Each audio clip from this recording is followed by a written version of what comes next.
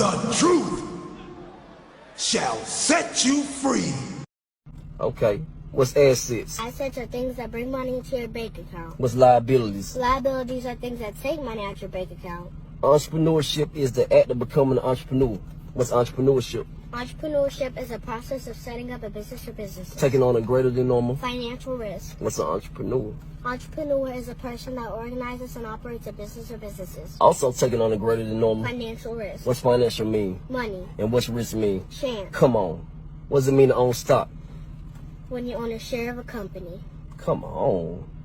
What's real estate investing? Real estate investing is when you invest in a immovable property. What's the two types of real estates? Commercial real estate and residential real estate. What's commercial real estate? Commercial real estate is property for businesses and workspace, like an office, store, or land. And what's residential real estate? Property to live on, like a house, apartment, or condominium. Come on. It comes with extra fees when you have real estate, you feel me? Mm-hmm. Daddy tells you how many times he pays his state property tax a year. Once a year. What's the type of maintenance fee? Cutting grass. Come on. What's HOA? Homeowner Association. And what comes along with that? HOA fee. Come on. And when it comes to the brokerage percent, what percent is that? 7. Come on. What's equity? Equity is the difference between what your business is worth minus what you owe on it. Also assets minus liabilities and debt. Good job. What's credit report? Credit report is like a report card letting you know how well you did by paying your money back you borrowed. And how does credit affect your life? The better you keep your credit, the more opportunities you'll have to get funding. And what? Large purchases like? A car or a house. Come on. And always repay what you owe. Because if you owe somebody, that means you're in debt. And you never want to be in debt. Because that means you owe somebody. And we don't never owe somebody. Because that ain't what suckers do, period. Come on. Yeah, man.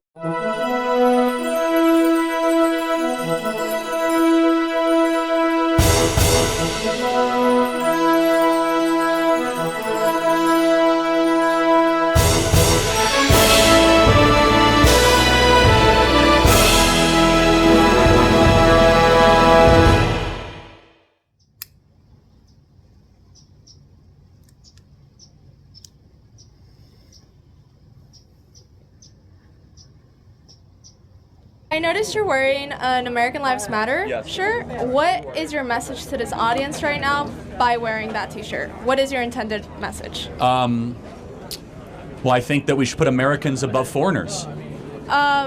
You know that the whole point of, the movement, like, that came with Lives Matter was originally for Black Lives Matter? Yes, I'm intentionally appropriating it. Yeah. And are you trying to eliminate the movement Black Lives Matter? Are you trying to not bring attention to it? I mean, well, BLM is not exactly a movement that I would be associated with, but I believe all lives matter. American lives matter. If you're a Black American, Hispanic American, I don't care. All Americans' lives matter. Would you take the time to recognize a group of people who have been marginalized historically and who are now asking for the same rights, the same privileges as white people in the society by letting what rights do white people have that blacks don't? So the issue is, it's not necessarily written in the law. Oh, so it's like hidden. That's the whole point. That's how marginalizing works. Oh, so it's kind of like, it's like a ghost. You see it one day and you don't. And because you as a white privileged person with money have never seen it, doesn't mean it doesn't What privilege exist. do I as a white person have that a black person doesn't? What can a white person do in America that a black person cannot do? Be specific. Name one thing. So there are so many issues in our society. Name one thing. No, I got to drill you in. Name one thing a white person can do that a black person cannot do. So the issue is racism, okay? You can technically do it, but your life may be put at risk if you find yourself in certain areas where you might not be accepted by your race, and then your life might be in danger. Okay, what is racism? Can you define to me what racism is? Racism, well, I don't have the exact description as it is seen in like AP Style or like Wikipedia. Can you just talk on the mic, please? I'm sorry, yeah. Sorry. Racism is the lack of opportunities because of a race, the kind of like putting a person to a side So can you name a single example discriminating in the them? last 20 years where blacks were discriminated en masse, where they've been put aside? Can you give me a specific example? You can simply talk about police brutality and Okay, so wait. mass incarceration. What percentage of murders do black Americans commit in America?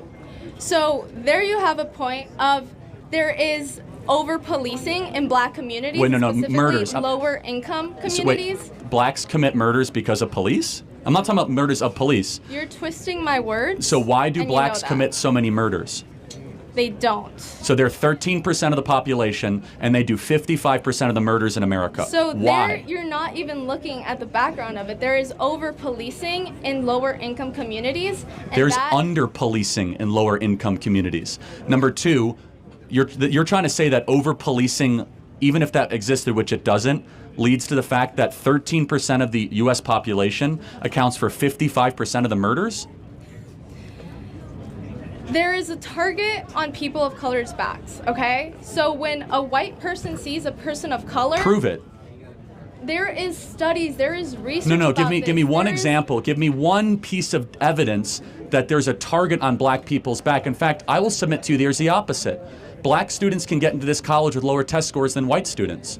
It's called affirmative action. So now white people are the people who are struggling? No, but are they I'm- the marginalized ones? I will go back to this, though. Can you name a specific example of what a black person cannot do that a white person can do? And be, again, specific. Anything. I'm talking about so racism as a whole is not written in the law because that's not allowed anymore, but it still exists. Then give me an example.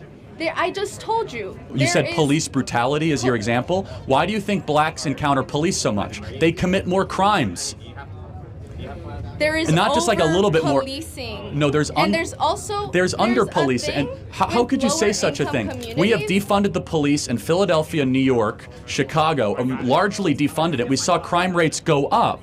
I also want you to take in mind that when a whole group their opportunities to succeed economically, let's say they don't get that higher paying job because they chose a white person instead of a black person, that makes Show me an example entire of where that community- happened recently. Wait, that makes an entire community more prone to being lower income, and then that is lower income communities are directly related to like more crime activity.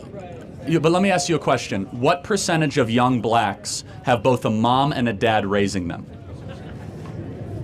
I cannot think of a percentage right now to give you. 25%. So only 1 out of 4 blacks in America have a mom and a dad around. Do you think that is a bigger issue to address than racism? Do you think more dads is a better solution, or tackling racism, which you say you can't even see in our laws? How could dads be connected directly? Like Dads are very connected. And what about?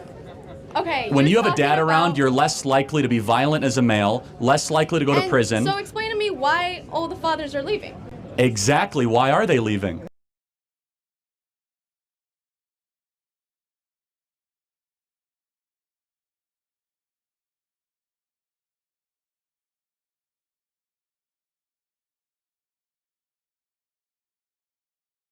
If you have a piece of crack cocaine no bigger than this quarter that I'm holding in my hand, 1/4 of $1, we passed a law through the leadership of Senator Thurmond and myself and others, a law that says if you're caught with that, you go to jail for 5 years. You get no probation, you get nothing other than 5 years in jail. Judge doesn't have a choice. Under our forfeiture statutes, the government can, take everything you own. Everything from your car to your house, your bank account, not merely what they confiscate in terms of the dollars from the transaction that you just got caught engaging in. They can take everything. I don't care why they become a sociopath. We have an obligation to cordon them off from the rest of society. They are in jail, away from my mother, your husband, our families. So I don't want to ask what made them do this. They must be taken off the street. Bobby Rush, member of Congress, said the other day, "I'm ashamed that I voted for the '94 crime bill."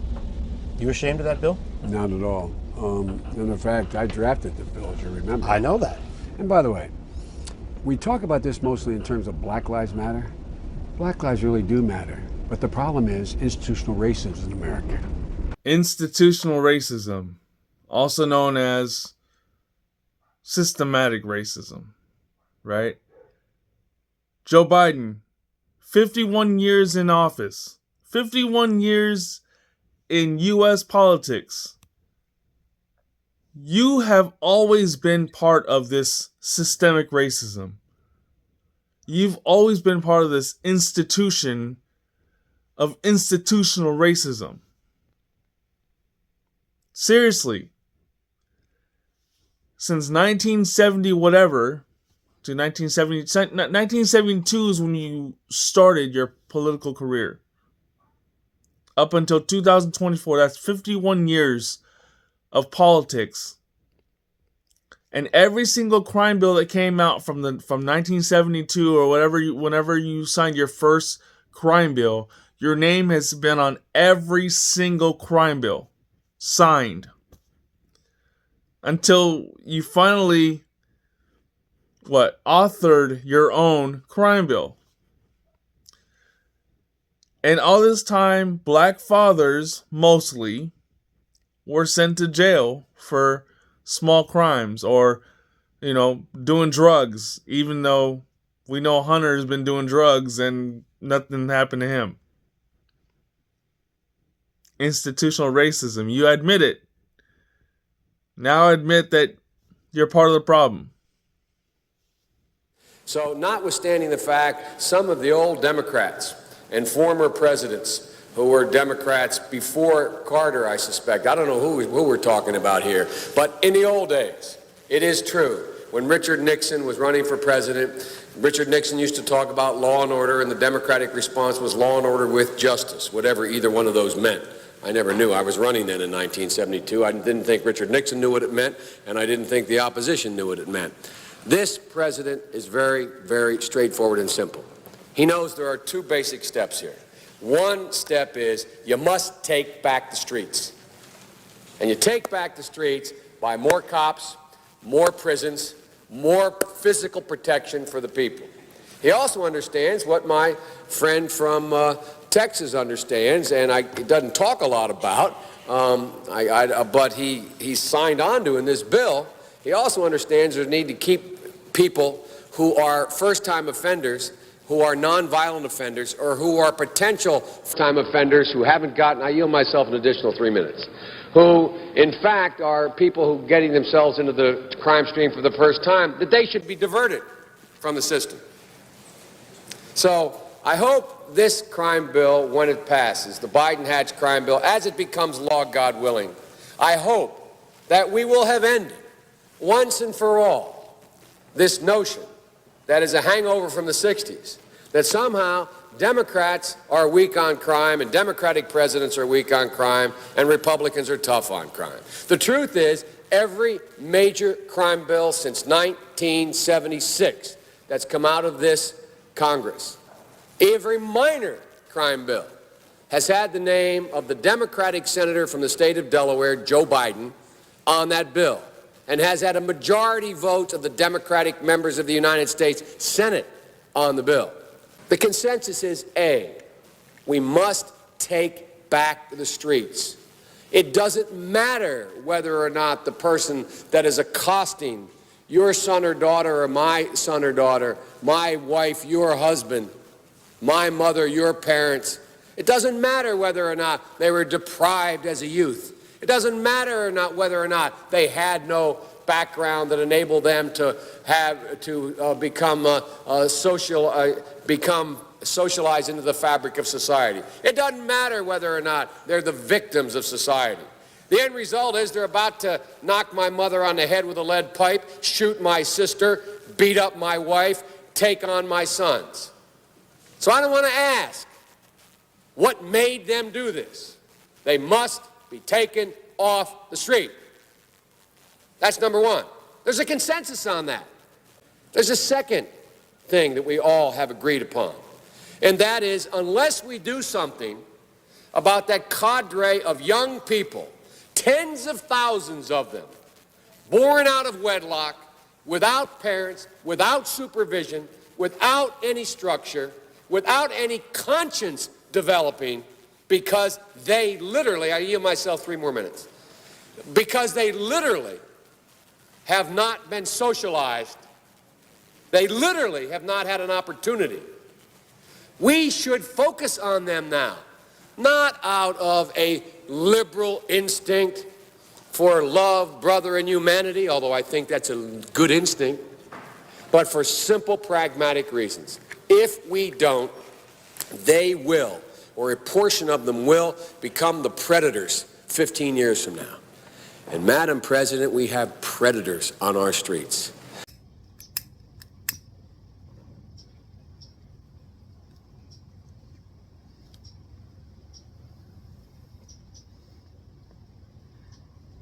She put over 1,500 people in jail for marijuana violations and then laughed about it when she was asked if she ever smoked marijuana.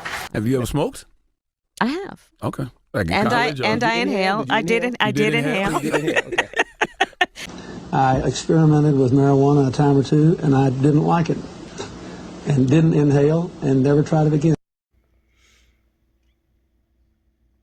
Question for you. How does somebody smoke weed, not inhale, and then realize they didn't like it, it's not for them? If you don't inhale, then you're not going to get the effects of the marijuana.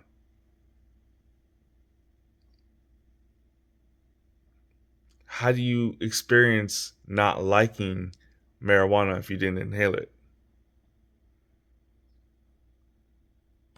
It was a long time ago. But yes. I know you have to go. They say you have to go. I just wanted to ask. just broke news. I mean, was it in college? You know she's lying. No. No. She's lying. But look, watch. Just keep watching. She still lies. See, I like stuff like that. That's a real honest answer. Real. Was it a blunt or joint? And here's a quick pause. It was a joint. Hey. Yeah. You remember the high? I do. No, she doesn't. She's trying to pander to y'all. That's why politicians go into the Breakfast Club, so they can pander. So if it was legalized all throughout the country and medicinal, would you do it? Listen, again? I think that it gives a lot of people joy, and we need more joy. We need more joy in this world. Because I know she has to go. So what does Kamala Harris listen to? All right. Again with the pandering, y'all. This is where she lies again. All right. Because you got to remember now, she went to college in the 80s, from 1981 to 1989. So just listen to it. Just see. What were you listening to when you was high? What was on? What song was it? Oh my goodness! Oh yeah, definitely Snoop. Tupac for sure.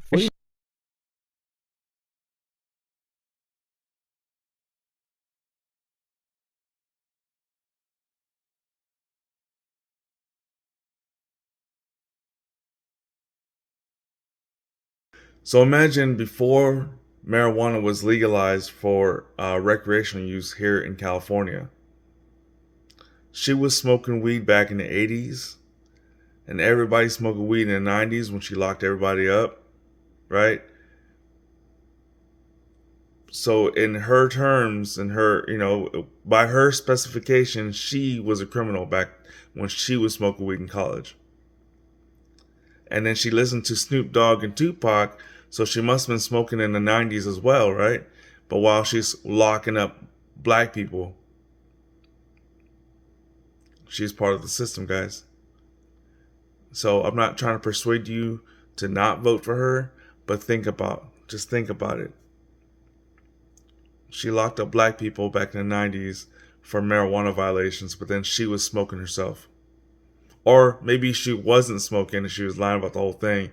And so she's in college smoking weed, listening to Tupac, who came out decades after, a decade after her being in college. So, I'm just saying, guys, just be a free thinker. Don't just because she brings on Megan Thee Stallion and she listens to Tupac and let me also show you this one real quick. What'd you get? So, Okay, so first of all, Charlie Mingus, really one of the greatest jazz performers ever. One of my favorite albums of all time. Roy Ayers, Everybody Loves Sunshine. You know this one? So good. It's a classic. And then Porgy and Bess, right? And this is a beautiful one. It's Ella Fitzgerald and Louis Armstrong. So there you go. You know, if I was advocating for Kamala Harris, I would say that she's going home to put those on her turntables, those jazz records, so she can make beats, hip-hop beats. But let's be honest, she don't like hip-hop. She don't like rap. She don't. She might listen to a song here or there, but she don't like rap. And her little white family, they don't like rap either. Let's be honest, guys. Let's be very honest. But she thinks that you're dumb enough to really want to vote for her by bringing Megan Thee Stallion onto stage at her rally. She thinks you're dumb enough and not smart enough to research to be on the Breakfast Club talking about she was listening to Tupac and Snoop Dogg while she was in college smoking weed. Because she doesn't expect you to do your own research. She just expects you to say, oh, this is a black woman. We need a black woman in office. And this is blah, blah, blah, blah, blah. Don't let identity politics fool you. Just think about it. Be a free thinker.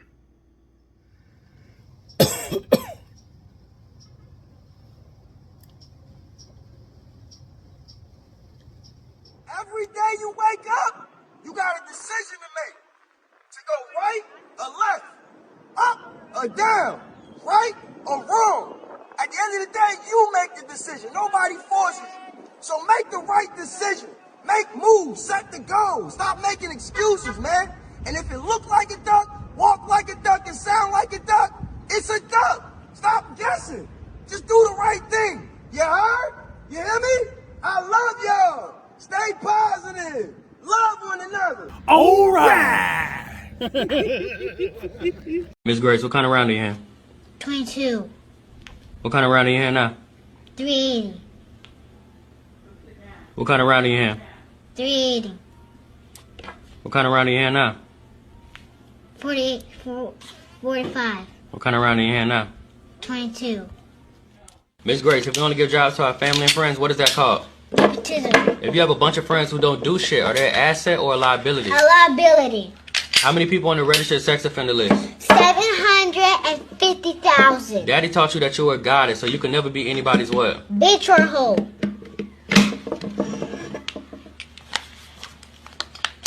Remove your blindfold. Who is Huey P. Newton? An African political activist, a revolutionary who belonged to Bob Seale, co-founded the Black Panther Party in 1966. Who's coming to save you? Nobody. I have to save myself. And if I died today, then what's your job? To pick up where you left off and take care of my siblings.